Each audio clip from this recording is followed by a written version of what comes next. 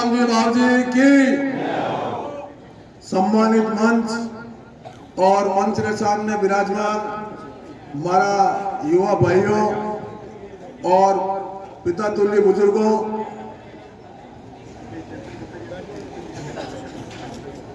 पंचायत समिति सदस्य शेरदा चेतन जी कातरिया, जहां कहीं भी हो वो मंच पे आए।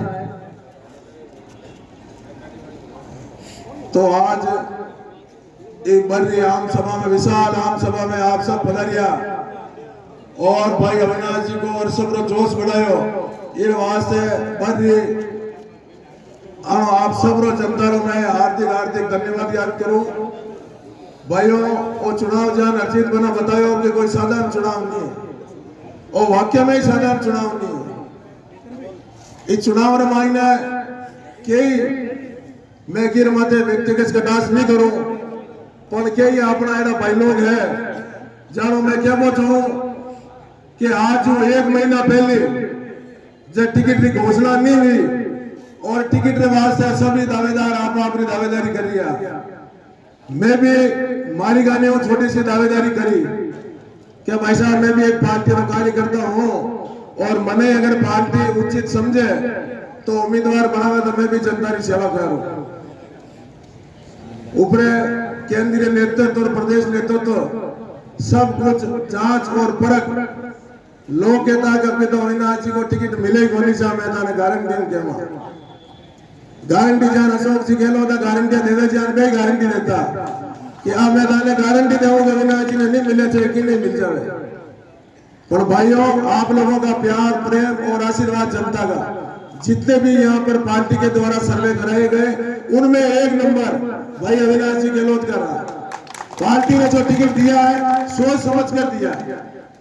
कई थे दावेदार, मैं उनका नाम नहीं लेना चाहता, यही बार के अंदर परिवर्तन सभा थी जब वहां मेरे बड़े भाई साहब देवाराम जी कटारिया ने उद्बोधन दिया था तब के उन्होंने कहा कि रुको आप ऐसी बातें मत बोलो, पर उस समय उन्होंने सच्चाई गई थी कि आज जितने भी आदमी यहाँ मंच पर बैठे हैं क्या ये टिकट मिलने के बाद पार्टी के साथ रहेंगे।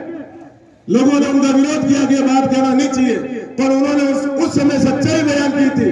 आज आप सब लोगों के सामने है जिनको टिकट नहीं मिला भाई आज वो कहाँ है, जो पार्टी को अपनी मां बताते थे कि पार्टी की सेवा करेंगे चाहे टिकट किसी को मिले हम उसके साथ रहेंगे।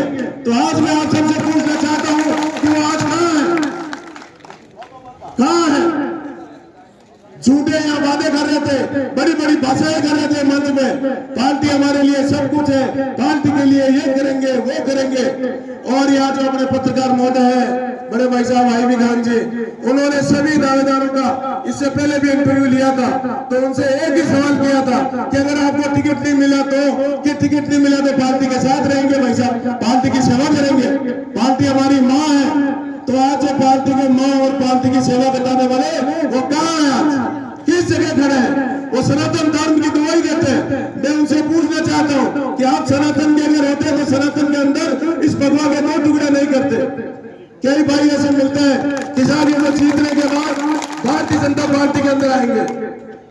मैं आपको एक उदाहरण देना चाहता हूँ, भाई साहब अविनाश जी ने भी बताया था पिछले चुनाव में किशनगढ़ से सुरेश सिद्धार्थ निर्दलीय खड़े हुए थे और उन्होंने घर घर जाकर कहा था कि मैं जीतने के बाद भारतीय जनता पार्टी का समर्थन करूंगा और भारतीय जनता पार्टी के साथ रहूंगा।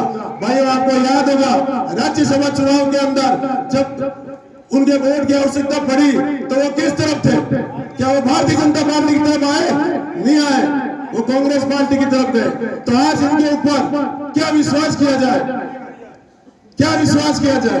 और इतना और कहते हैं कई भाई लोग हैं वो मिलते हैं क्या साहब हमारा वो चुनाव तो यार मोदी जी के चुनाव में दर्शाते रहे हो, क्यों भाई मोदी जी को चुनाव अलग है वो चुनाव अलग है, ये सत्ता का सेमीफाइनल है। अगर भारत और न्यूजीलैंड के मैच है अगर उसमें भारत नहीं जीते तो फाइनल में जाएगी क्या।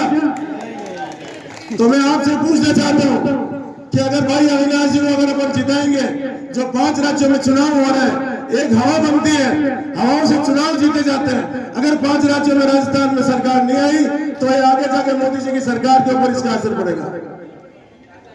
कई भाई लोग मिलते और भी मिलते हैं कि हम सच्चे सनातनी हैं, जय श्री राम जय श्री राम। अरे जय श्री राम के असली रक्षक है तो मोदी जी है। 22 जनवरी को मोदी जी ने कहा था कि इस बार राजस्थान में 3 दिवाली मनाई जाएगी।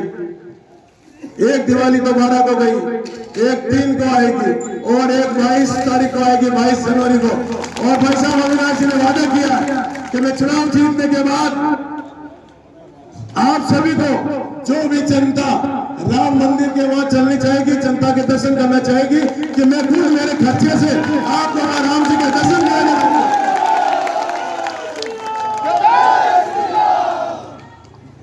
तो भाइयों, और मैं कुछ नहीं कहना चाहता हूं ज्यादा, सोशल मीडिया का टाइम है, बात का बिना मतलब मतगर बन जाता है।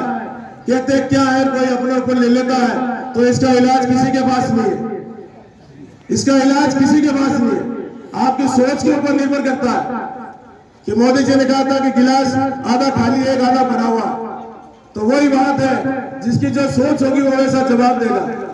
मैं आप लोगों से कहना चाहता हूं, ये बर की देव तुल्य जनता से मैं आप लोगों को, मेरे बड़े भाई बड़े बर मंडल अध्यक्ष मोहन सिंह जी कमांडो, मैं मेरे बाबरा मंडल, हम दोनों मंडल आज तक बीजेपी की रीढ़ की हड्डी रहे, और अगर मारवाड़ से आते हैं तो मंगला से बीजेपी आगे निकलती है। और इस बार भी मैं पूरी बर की जनता को, भाई अविनाश जी को विश्वास दिलाना चाहता हूं कि बाबरा और बर मंडल इस बार भी आपको पिछली बार से डबल वोटों से आगे रखेंगे।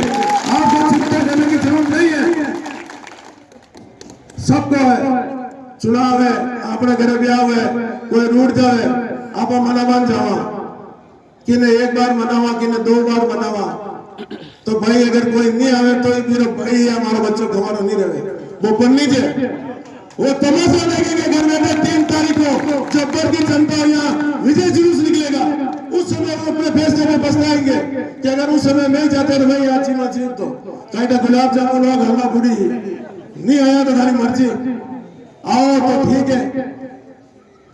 तो मैं, समय कम है, और भाई साहब अविनाश जी को और आप सभी को विश्वास दिलाना चाहता हूं बाबरा मंडल की तरफ से कि आपको पिछली बार से भी जितने वोटों से आगे रहे, उससे डबल वोटों से इस बार आपको आगे रखेंगे। आपको चिंता करने की, घबराने की कोई आवश्यकता नहीं है सर। वोट आज के टाइम में किसी के पास नहीं है, वोट जनता के पास है। मैं मेरे चुनाव का पिछली बार का उदाहरण बता रहा हूं, मैंने दोबारा सरपंच का चुनाव लड़ा। इस बार 4 बजे मैं हिम्मत हार गया, मैंने कहा यार चुनाव हार गए अपन। मेरे कार्यकर्ता थे वो आए, मैंने कहा यार अपन अपने घर जाओ, हो सकता है यहाँ विवाद होगा। क्या यार देर से क्या हुआ, हमने कहा यार देख रहे हैं माहौल अपने खिलाफ लग रहा है, एक वोट लावे हाथों करे 50 वोट लावे चलो।